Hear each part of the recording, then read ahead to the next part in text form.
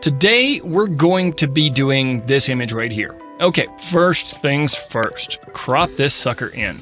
It's a little too wide of a shot, and it's a little too, not straight. That's a little bit better. Let's bring it down just a hair more. Yeah, that works. That's good composition. We've got this guy here.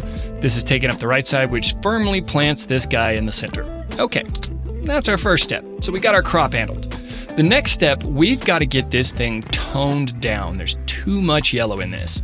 There are a number of ways that you can do this, but first and foremost, there's too much yellow. I'm gonna come in down here to my HSL sliders, and I'm on my saturation right over here. So I'm gonna bring my slider on my yellow down a little bit.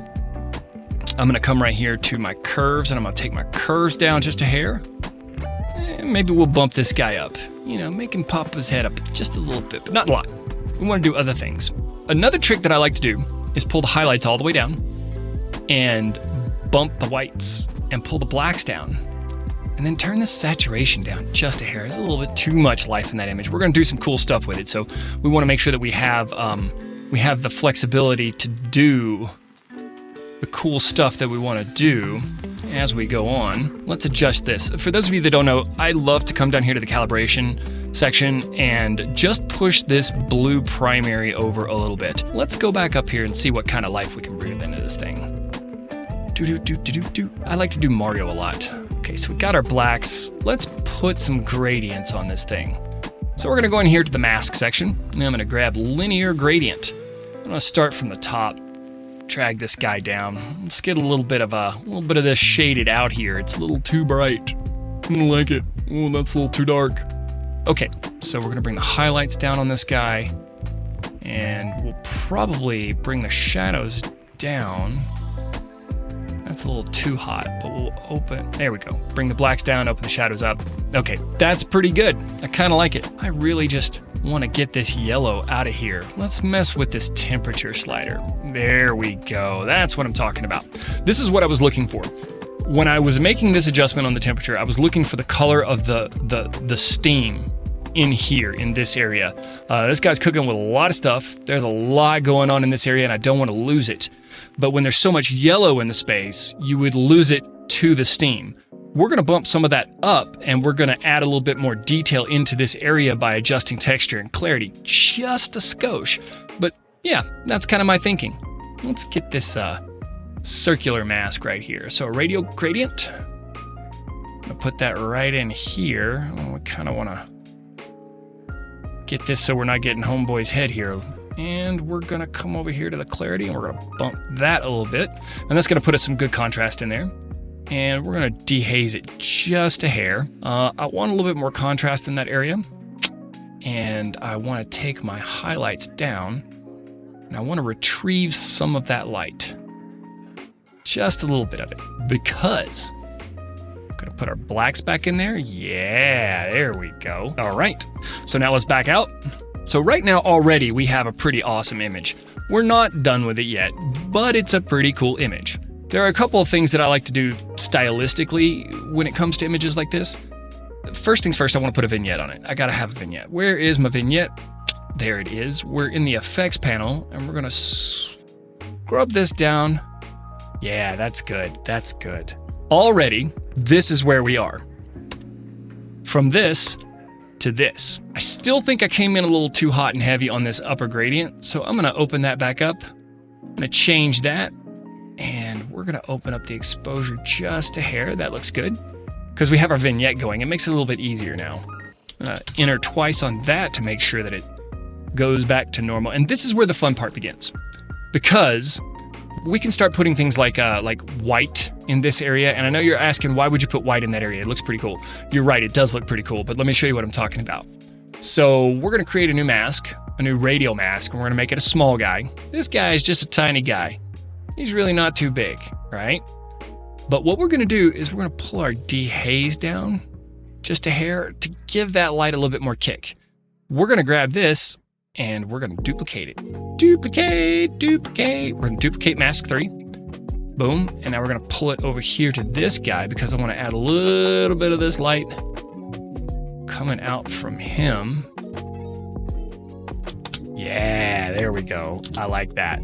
Nice, it's looking good. I have this thing where I feel like your eye should always be drawn, and it should be the light that is drawing it. Yes, the composition should draw it.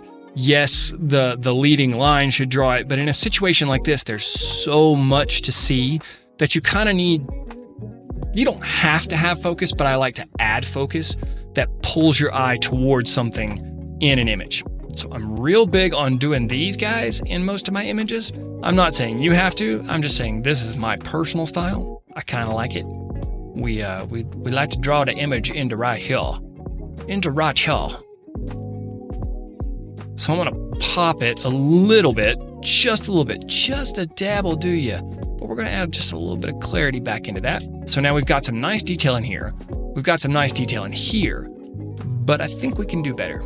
Pull the blacks back down. Yeah, there it is. So that's just basically how I would edit this image in Lightroom. I'm not gonna take this one into Photoshop. I don't feel it's a shot that is worthy of Photoshop, in my opinion. Lightroom does a really good job with all this stuff, but if I was gonna take it into Photoshop, I would do it at this point right here. I have brought the photo back to life, and I have added a lot of detail into the image where it wasn't. Remember, this is where we were, and this is where we are. We went from this to this. The overall goal was to bring the life back into the image, because remember, this was just shot from the hip. Now here's where it gets fun. I absolutely love to do black and white photos. So what I'm gonna do is I'm gonna come down here and I'm gonna click on the image in my little gallery right here, and I'm gonna create a virtual copy. Virtual copy! So this makes a copy that is separate from the one that I was editing. Actually, I wanna do one more thing. I want to jump into this image, bring some clarity back into it, bring some contrast, take the overall exposure down. That's what I wanna do.